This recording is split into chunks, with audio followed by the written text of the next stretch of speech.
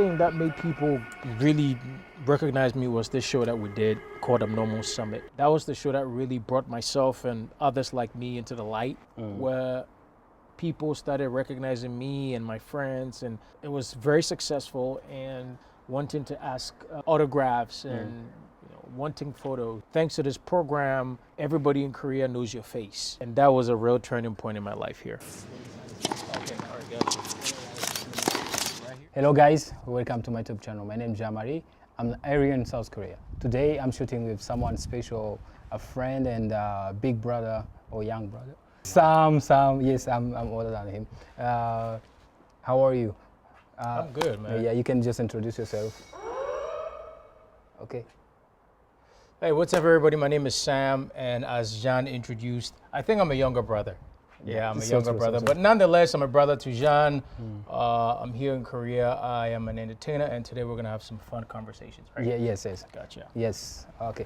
Today we're starting shooting, and then we want to use the location. It's the first time I've been in this place. This is incredible. I've never been to a tennis court in my life. I've seen it on TV, but this is the first time I'm seeing it up close and personal. Yeah. It's pretty cool. Yeah.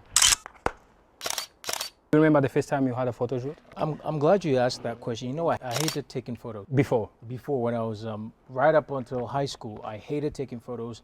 I thought I wasn't photogenic. So when you go back and look for pictures of me, you're not gonna find a lot. Wow. But ironically now, I work in a field where I constantly have to be in front of the camera. That's the irony. But I hated it before. But in terms of my first professional photo shoot, I think when I came to Korea, that was the first time somebody said, hey, you could be a model. Come wear my clothes and stand in front of the camera. And I remember it being very awkward. 5-10 minutes were awkward, but I got comfortable and I'm like, you know what? I actually enjoy this. Wow.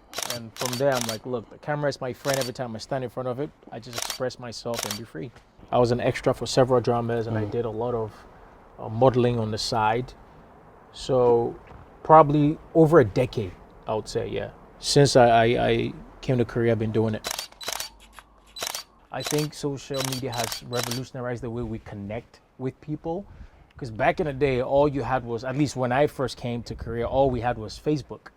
That's the only way you could be seen, right? But now if you say, oh, I'm on Facebook, people think you're old because we have TikTok, you have Instagram, so many different platforms, right? You have YouTube. And I think there's also a lot of people who are creative and would normally just be in their own space and nobody gets exposed to them. It allows them to put their stuff out there for people to check out. So I think it's an amazing platform in that regard. It has helped a lot of content creators, and it's literally, social media has become like the office now. Not only is it providing a platform for people to be seen, it is also providing a platform for content creators to be paid. So it's amazing. Playlist, yes. Boy, I have been going in heavy on Amapiano. Uncle Waffles is driving me crazy. She has this song, yeah. I'm listening to Kilimanjaro, I'm listening to Tanzania, I'm listening to a lot of people. Obviously, I love Afrobeats, so I'm listening to Davido's new album. Good. They know they see me. I'm listening to Ira Star. I'm listening to Kwame Eugene from Ghana. I'm listening to Kiddy. I'm listening to Sarkodie. I like Sarkodie a lot. And Black Sherif. So I try to follow up and keep up with the trends. I don't want my younger siblings thinking I'm too old. I'm trying to keep up. I'm trying to keep up, with the young people. Okay. What do you think about bringing African culture to Korea? You've been here for long now, and you are one of the African person who's known in Korea. The world is connected right now through social media, TikTok. You're able to experience somebody else's culture even if you don't live there, right? Yeah. And I think Korea has done an incredible job of taking K-pop global, right? Now everybody knows about K-pop, BTS, yes, and all these amazing boy bands. Now we're having this surge of African music all over the world, right? Okay. Afrobeats is killing it internationally, and there are a lot of Koreans that I know personally who love the African culture, the music, the food and whatnot. So I feel like it's important to bring that culture here just to give people here a taste of what we have. I think it's rather selfish if we don't share it with the rest of the world. So true. So I think it's important to share the music, the food, because these are the things that connect people. You might not understand the song, but you can feel it. And I feel like that's something that African songs have. You don't understand what the artist is saying, but you can feel the vibe, the energy. It's positive. So man, in my position, I want to be able to push that forward. I know people are doing it as well. I think collectively we can flying the flag high and keep introducing. Like this thing I'm wearing was made by an African. Wow. Yeah, studio is called Kojo Kisi. He made this. He's a Ghanaian guy, and I'm here. But you think I probably bought this from a store here, Yeah. right? But this young Ghanaian guy, he's the one that made this. So anywhere that I can promote African culture, I'm going to. And likewise, anywhere I can also promote like K culture to my fellow Africans, I'm going to do so. I think like the exchange of different cultures is so beautiful, and Thank that's you. where I want to be. Like that sweet spot. Yes. Ooh. Let's talk about mental health. Well- What have you learned? How are you healing from the past one? Yeah, I feel like as an African and a Ghanaian, mental health is not something that we openly spoke about.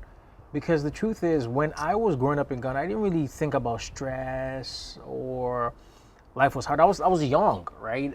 My parents paid my bills. All I had to do was go to school and hang out with my friends. So I didn't really think that I was put in a situation where I had to combat like mental health. But as you mentioned, being here, sometimes you're away from your family and you don't have that cushion anymore. So that means you have to face yourself. You have to face life. And life is not always great. Life has low moments, right? And sometimes those moments can be very devastating. They can be catastrophic. They can just leave a lasting impression on you. So it's important to always be true to yourself and with yourself. If you're not doing well, you have to say, I'm not doing well. If you're struggling, you have to say, I'm struggling. If you're sad, you have to say, I'm sad. If you're happy, you have to say, I'm happy. And not pretend like it's all rosy all the time, right? Because in this day and age, we tend to want to only show our best self or our best sides. We put our happiest moments on social media. We put our best dressed on social media. We never really show how we really feel. So my experience with mental health has been learning to open up. Sometimes you have nobody to talk to and you feel like you're alone by yourself. Nobody understands you. Nobody knows what you're going through. But when you open up to people that you can trust, you realize that, oh, somebody's going through something similar, right? And it allows you to connect, allows you to be vulnerable, and you can speak your peace of mind. And once you start speaking, you start feeling light. You get better. You realize that, you know what, I'm just having a bad day. It's not the end of my life. I can always bounce back. I can always get better. I can always be happy. So I've learned that taking care of my mental health is just as important as taking care of my physical. I like. Beautiful. I come from a fairly big family. I have 6 other siblings. Wow. You are African family? Of course, man. 7 in total. 7 in total. So Wow. I'm the second born. I have an older sister and 5 younger siblings. Wow. Yeah. So, When you come from an African household, if you're, for example, the first child or the first son or the first daughter, there's a lot of responsibility, right? And a lot of on your shoulders. You have to be a role model. You have to do well. You have to be successful. Honestly, my parents don't put that kind of pressure on me, to be frank with you. I think I put it on myself.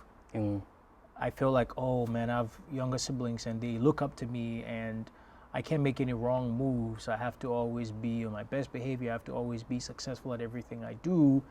And I kind of put that pressure on myself for a long time. But now, we're talking about mental health and growing and learning. I'm also showing them some of the things that I didn't do well at, some of the things that I failed at, to let them know that you're not always going to win at everything. You're not always going to be successful at everything you try to do.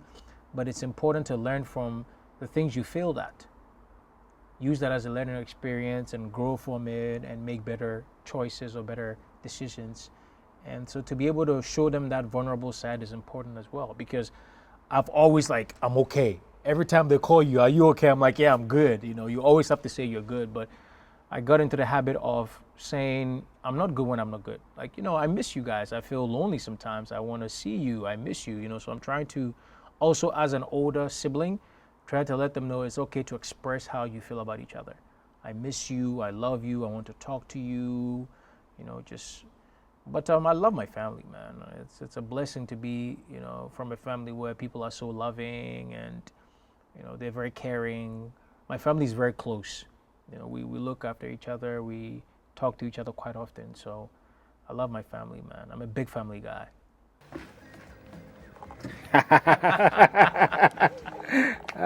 Good. You've been away for a long time now, and what are you doing these days? Well, I'm working on a couple of different things, but I think I'm trying to create something on YouTube that inspires people and just positive vibes, right? Because I feel like we're at a point in the world where people don't necessarily gravitate towards positive things. And so I wanted to create a platform where I can invite some of my friends. Some of them are digital creators, some of them are just regular people. Just invite them and have conversations, you know, about life, about what they've been up to.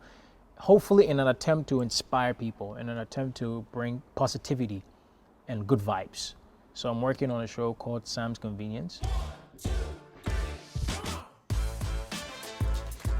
And if you live in Korea or you're familiar with the convenience store concept, there's a convenience store on almost every block or every corner of the street. So you go there, you pick some of your favorite things you like to eat in the convenience shop, we bring it out. We eat a little bit of that. We talk about, you know, your life, not necessarily as your life in Korea, but just your life in general, right? Some of the things that have inspired you on your journey, some of the things that you've learned, and just share that positive energy and, you know, camaraderie. I think it's the whole premise of the show. And one of the key things of the show is language. So depending on who I invite, I learn a little bit of their language. And I have a conversation with them in their native tongue, because I think language is really important. It's a good icebreaker and it allows you to really get to know people. So that's like a little nice spice that we've put on the show. So guys, look forward to Sam's Convenience. It's a fun, interactive and inspiring show that I'm going to be uploading on my YouTube channel. Thank you guys for being with me today. Sam, thank you for your time. And my name is Jean-Marie. I'm area in South Korea. Thank you for watching. See you next time. Urakuza channel.